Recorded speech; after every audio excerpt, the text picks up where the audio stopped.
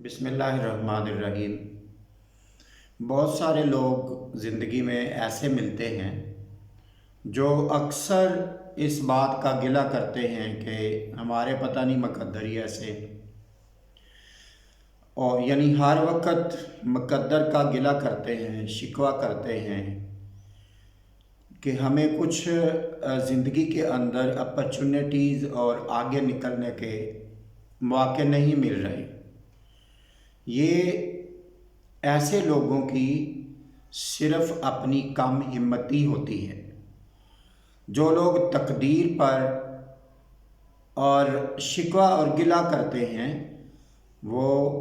غلط فہمی کا شکار ہیں۔ تقدیر ہر انسان کی اللہ رب العزت نے لکھی ہے، اور اللہ رب العزت کبھی کسی سے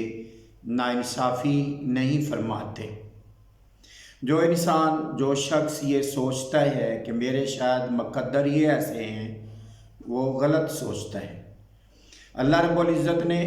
ہر انسان کو عقل دی ہے، شعور دیا ہے، اور ہر انسان کے لیے آگے نکلنے کے بے شمار مواقع رکھے ہیں۔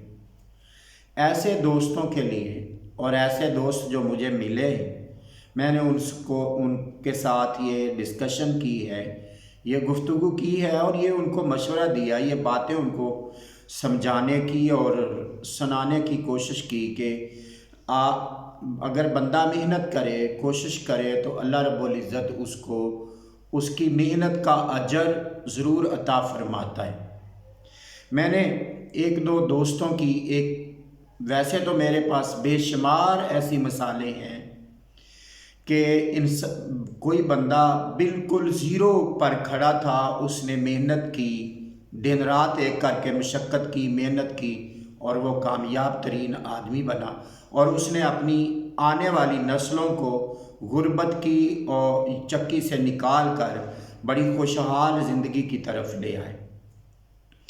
اس کے لیے میرے پاس بے شمار مثالیں ہیں، لیکن میں آپ سے بھی صرف ایک دو مثالیں شیئر کرنا چاہتا ہوں تاکہ آپ کو، دیکھنے والوں کو، اس بات کی سمجھ آئے، اور جو لوگ بیکار گھروں میں بیٹھے رہتے ہیں ان کو اس بات کی سمجھ آئے کہ اگر انسان کچھ کرنا چاہے تو پھر اللہ رب العزت اس کے لیے مواقع خود پیدا فرما دیتا ہے۔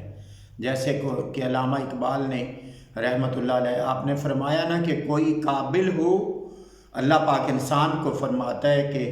کوئی قابل ہو تو ہم شانے کئی دیتے ہیں، اور ڈھونڈنے والوں کو تو دنیا بھی نہیں دیتے ہیں۔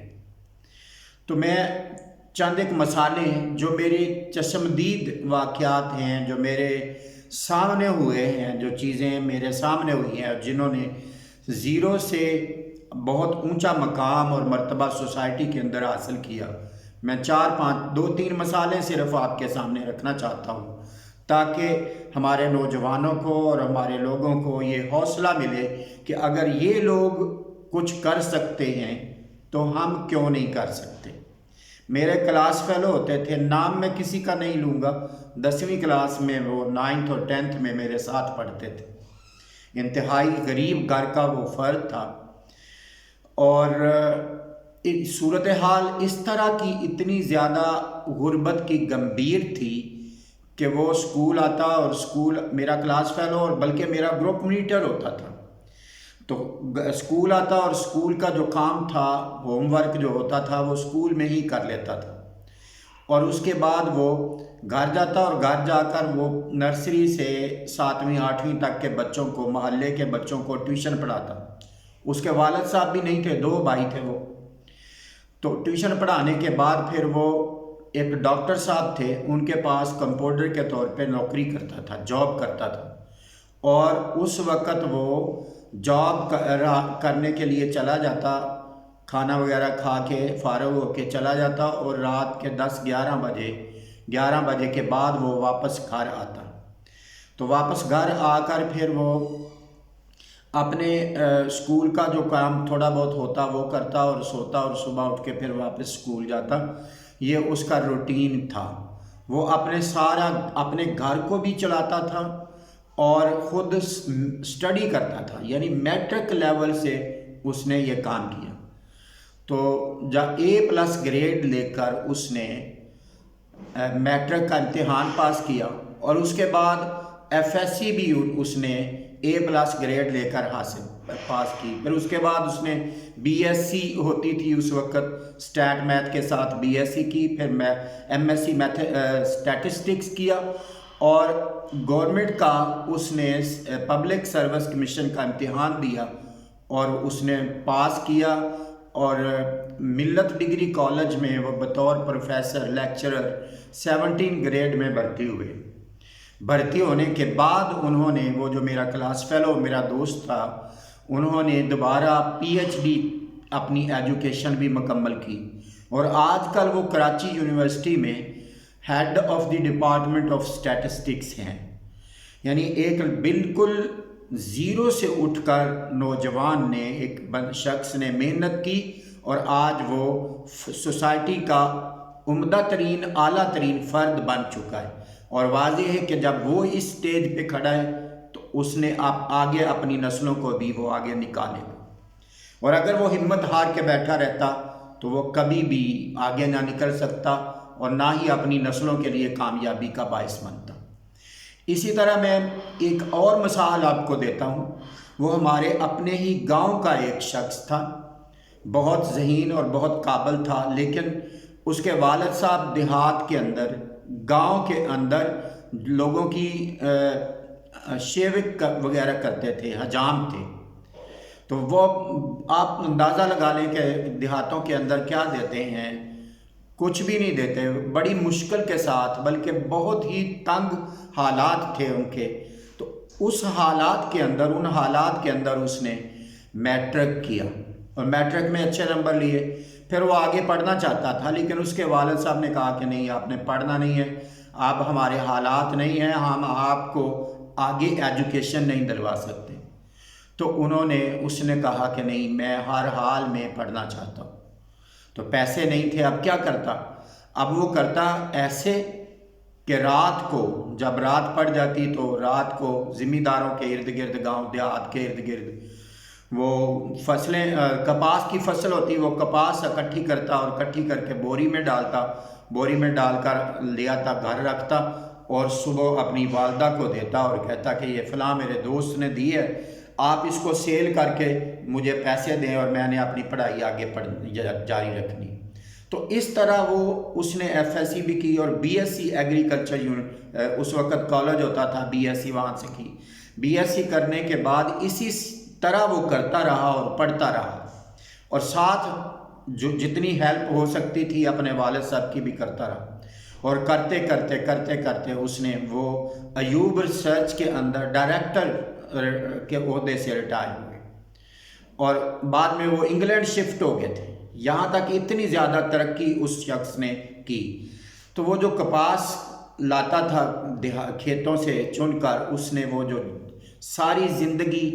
لوگوں کی یہ آپ کہہ لیں کہ چوری کر کے ایک طرح دی تھی, اپنی پڑھائی کو آگے جاری رکھا تھا اور کوئی ذریعہ نہیں تھا, ذریعہ معاش نہیں تھا, تو پھر کیا کرتا؟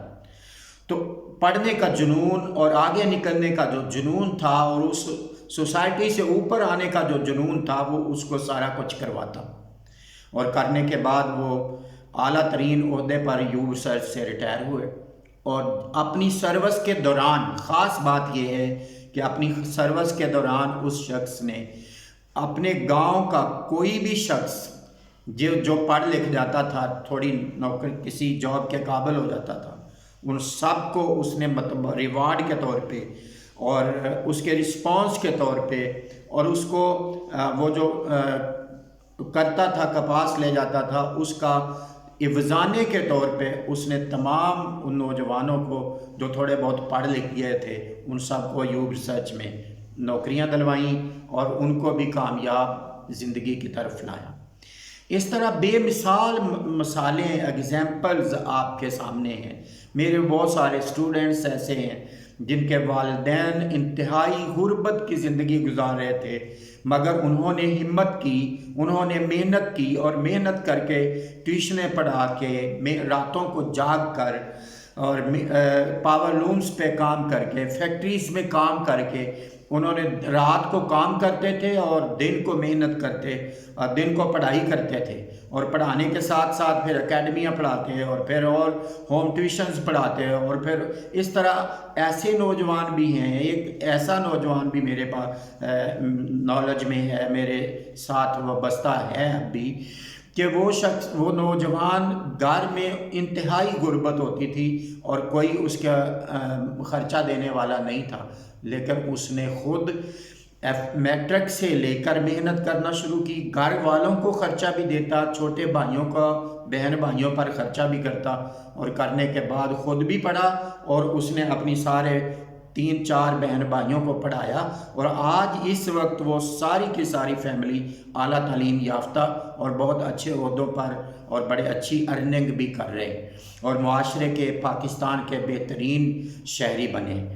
तो मैं चंद बातें आपसे इसलिए गोश गुजार की हैं। कहना मैं ये चाहता हूँ कि अगर वो लोग मेहनत करके निचली सतह से ऊपर जा सकते हैं, तो ऐसे वो तमाम नौजवान जिनके पास थोड़े बहुत वसाइल हैं, वो बिज़नेस करें, कारोबार करें, इनिशियल स्टेज से शुरू करें,